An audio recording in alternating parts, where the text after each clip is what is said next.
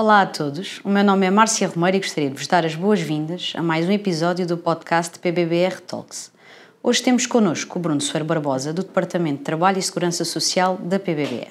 O tema sobre o qual vamos refletir hoje diz respeito às projetadas alterações ao Código do Trabalho no contexto da Agenda para o Trabalho Digno.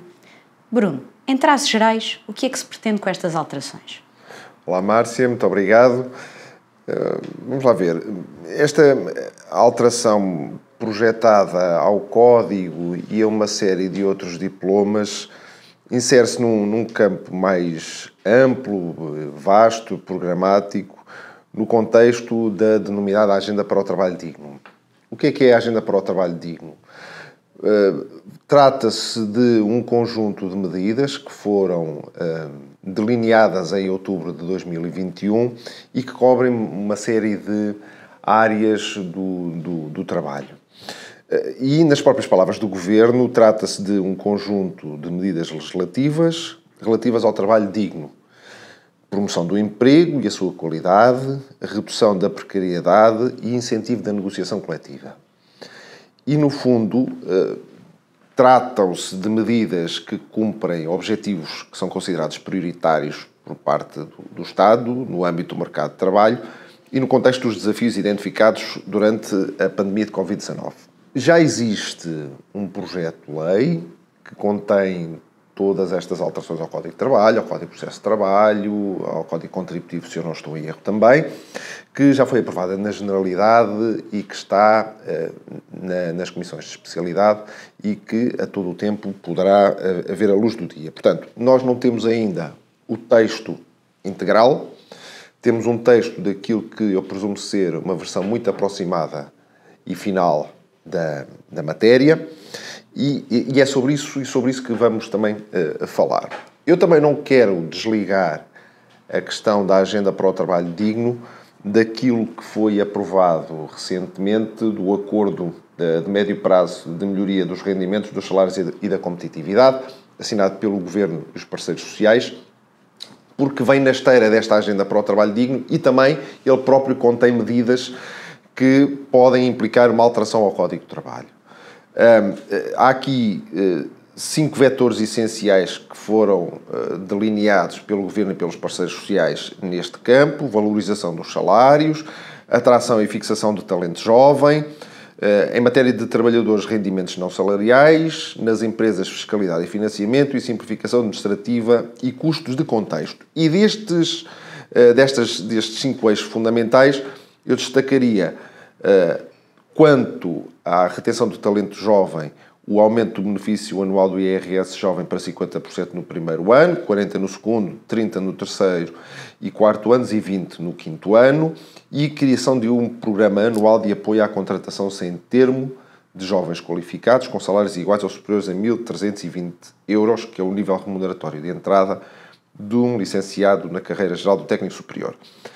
E depois, quanto aos trabalhadores e rendimentos não salariais, e aqui sim podem existir verdadeiras alterações ao Código, o aumento da remuneração por trabalho suplementar a partir das 100 horas, portanto, retomando aqui alguns valores ainda antes das alterações introduzidas em 2013 com a Troika, 50% na primeira, 75% por hora ou fração e 100% por cada hora ou fração. É reduzida a taxa da retenção na fonte IRS para metade nestas horas suplementares e prevê-se também uma atualização do valor de isenção do subsídio de alimentação para 5,20 €.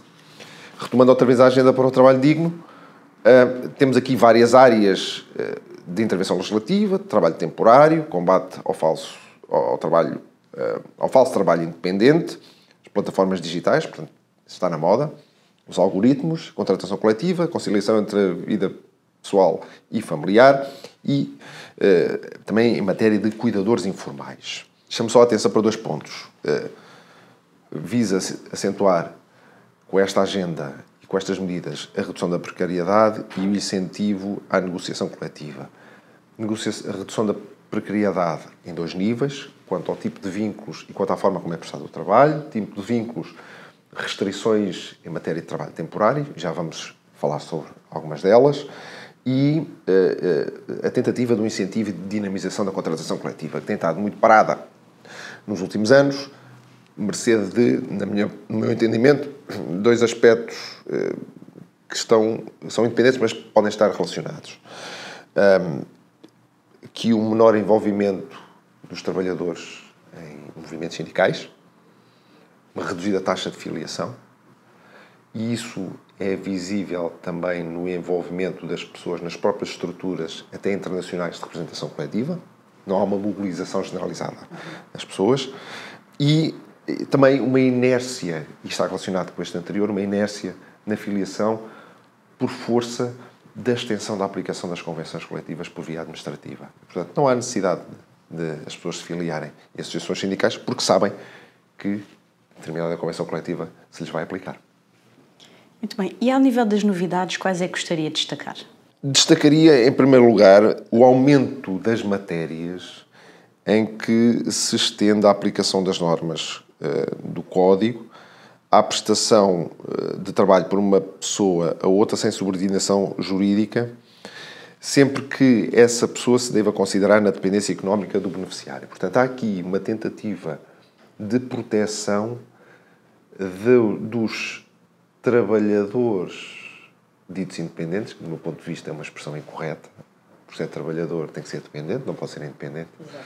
Portanto, dos denominados prestadores de serviços ou profissionais que não têm subordinação a outra. E, portanto, há aqui um especial enfoque na proteção, portanto, estendendo o leque de matérias que está prevista na lei, aplicando-as também a estas pessoas que prestam o seu trabalho sem subordinação jurídica.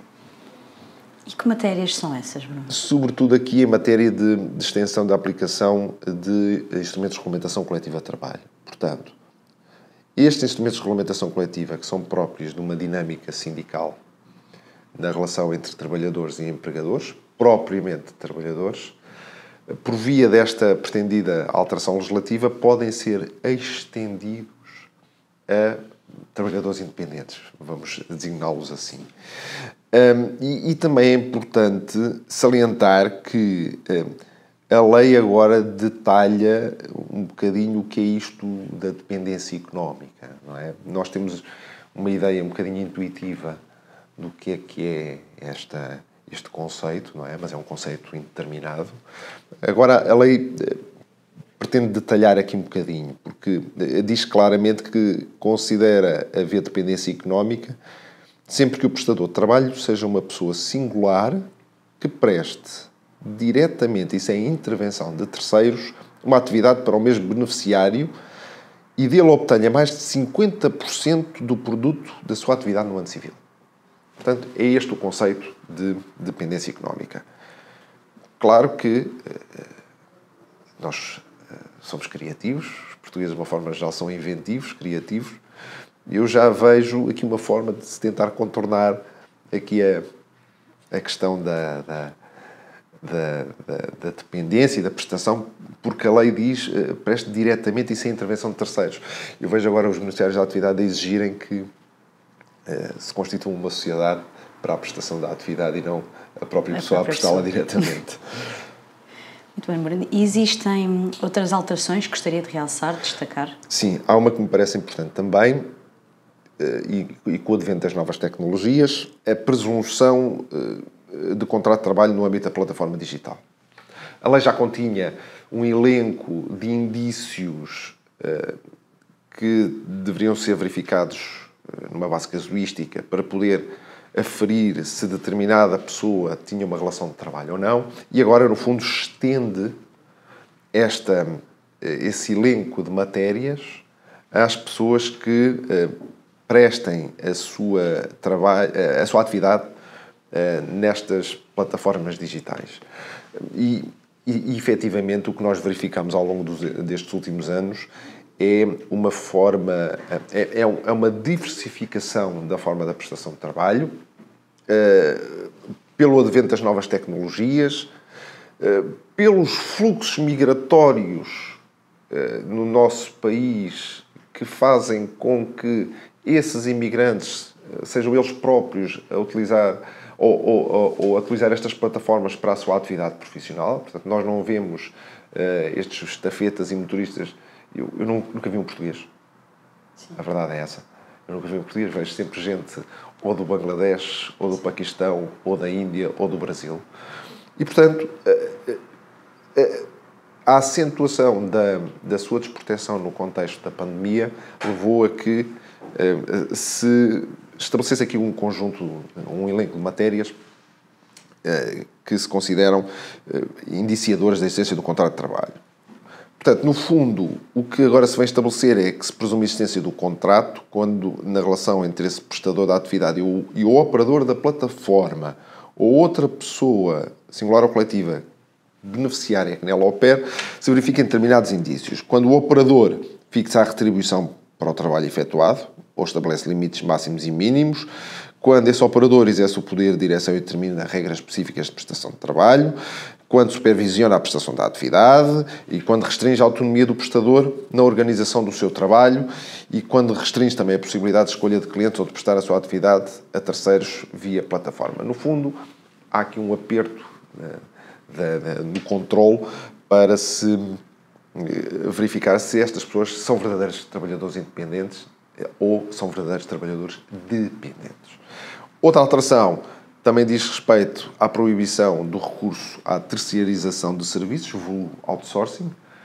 No fundo, o que a lei agora vem estabelecer é um limite à possibilidade de invocação do outsourcing para fundamentar um despedimento coletivo ou extinção do posto de trabalho. Portanto, no fundo, eu não posso dizer agora que este tipo de atividade eu vou colocar fora da empresa, vou colocar em regime de outsourcing porque me sai mais barato. No fundo, o que a lei agora diz é que não é permitido recorrer à aquisição de serviços externos a entidade terceiro para a satisfação das necessidades que foram asseguradas por trabalhador cujo contrato tenha cessado nos 12 meses anteriores por despedimento coletivo ou extinção do posto de trabalho. Portanto, existem aqui restrições.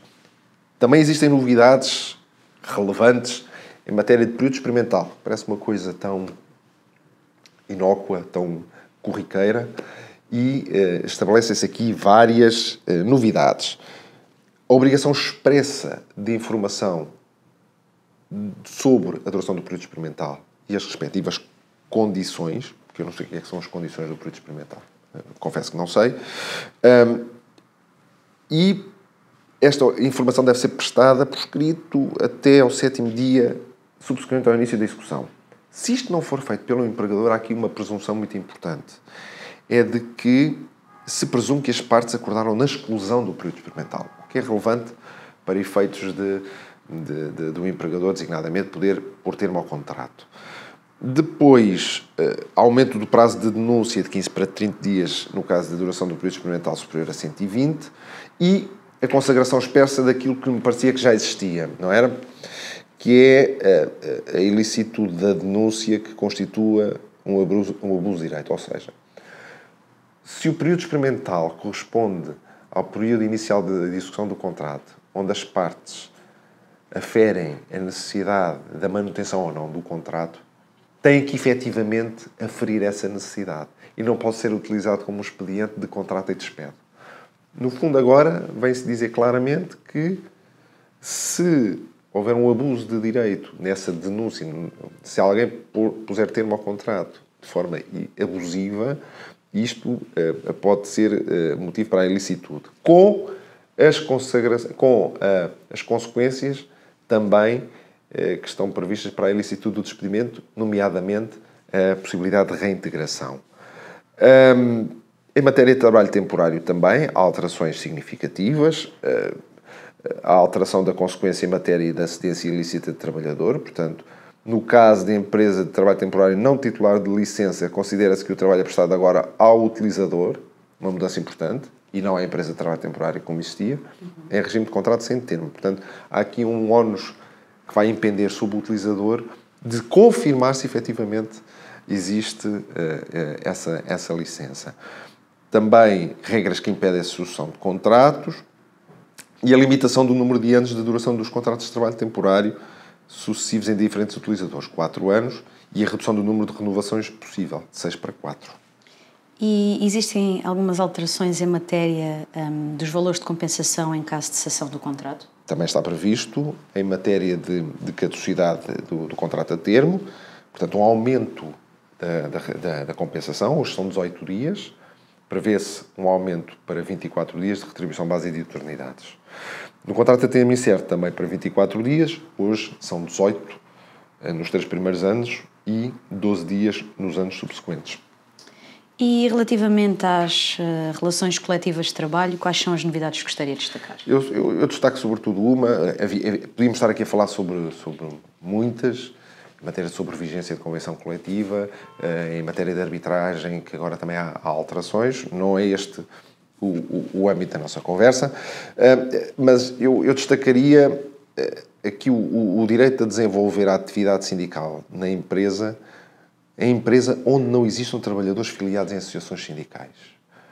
Portanto, aqui há uma tentativa de dinamização destas ações coletivas, mesmo em empresas que não tenham trabalhadores filiados. Estabelecem-se regras, as ações devem ser preferencialmente marcadas fora do horário de trabalho, ou, sendo dentro do horário, sujeitas a um limite de 15 horas por ano, por cada associação sindical, uma obrigação de comunicação de 24 horas de antecedência, o dever de ser assegurado o funcionamento dos serviços de natureza urgente e essencial, um tema um bocadinho controverso sobre o que são este tipo de serviços, sendo certo também que o empregador, e prevê-se expressamente, pode obstar à realização dessas reuniões, desde que verificadas determinadas condições. Então, feita esta breve reflexão sobre estas matérias, eu gostaria de reforçar aquilo que disse inicialmente. Tratam-se de medidas projetadas. Não sabemos ainda a versão final, nem o texto que vai ficar aprovado quanto a todas estas matérias. E, portanto, estas são reflexões iniciais, algumas interrogações iniciais que eu tenho, que podem ou não ficar confirmadas com a aprovação do texto final e, com certeza, nessa altura, depois teremos a oportunidade para falar outra vez. Muito bem, e parece que chegamos ao fim deste episódio. Pelo que me resta agradecer ao Bruno esta pequena incursão pelas principais alterações projetadas ao Código de Trabalho, agradecendo também a todos os que nos ouviram. Tendo em conta a dimensão destas alterações e das questões que com certeza surgirão, estou certa que nos voltaremos a encontrar para falar sobre este tema, por isso até ao próximo episódio do PBBR Talks.